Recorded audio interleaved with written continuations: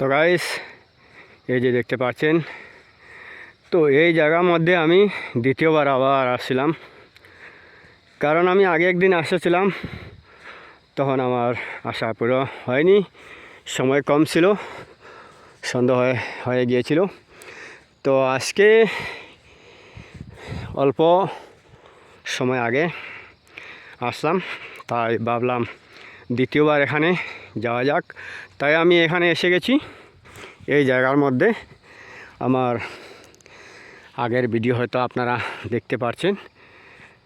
খুব সুন্দর জায়গাটা, আর যেরকম জায়গাটা সুন্দর আর ভয়ঙ্কর আছে, সন্ধ্যা হয়ে গেলে সেখানে আর লোকজন দেখা যায় না। তো বর্তমানেও আর দেখা যাচ্ছে না, কারণ বিকেল হয়ে গিয়েছে আর লোকজন দেখা যাচ্ছে না এদিকে। তো অনেক সময় এদিকে মাছ ধরার জন্য লোকেরা তাকে দেখা যায়। তো এখন আমার হয়তো আসতে দেরি হয়ে গিয়েছে, কারণ আমারও কাজ থাকে, তো এত টাইম নিয়ে আসা যায় না। তবুও আমি দ্বিতীয়বারের জন্য এখানে আসলাম। আগে একদিন এসেছিলাম, তো আমি পুরোপুরি জায়গাটা ঘুরে দেখতে পারলাম না। আজকে আমি আপনাদেরকেও এই জায়গাটা পুরো দেখানোর জন্য চেষ্টা করব। আর আমি সামনের দিকে যাচ্ছি। তো এদিকে তো হেঁটে যাওয়া কষ্ট, তাই সাইকেল বাইক নিয়ে তো যাওয়া যাবে না। এই যে দেখেন, জায়গাটা খুবই সুন্দর লাগছে।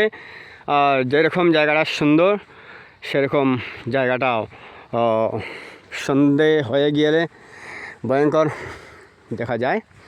তবু আমি আসলাম। তো আমি বেশিক্ষণ থাকবো না, আপনাদের জন্য অল্প এই জায়গাটা। তো গাইস, আপনারা বলবেন কেমন লাগছে এই জায়গাটা আর এখানের এই দৃশ্যটা।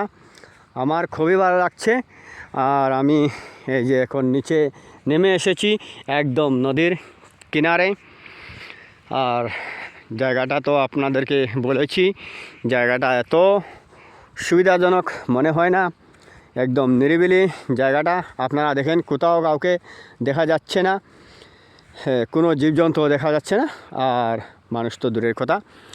তো আমি এখানে যে আজকে আসতে পারছি, তো খুবই ভালো লাগছে। তো গাইস, কোনো এক সময় আমি আরও আগে যাওয়ার জন্য, আরও সামনের দিকে এগিয়ে যাওয়ার জন্য চেষ্টা করব। আজকের জন্য আমি আর যেতে পারবো না, কারণ যদি আমি আরও সামনের দিকে যাই তাহলে আমার ঘুরে আসতে দেরি হবে।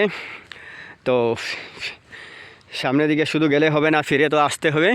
তাই আজকের জন্য আপনাদেরকে এতটুক, আমি অন্যদিন আরও চেষ্টা করব আরও ভালো কিছু দেখানোর জন্য। আর আমার ভিডিও যদি ভালো লেগে থাকে আপনাদের, তো নিশ্চয়ই আমার ভিডিও সাবস্ক্রাইব করবেন আর কমেন্ট করে জানিয়ে দিও কেমন হয়েছে।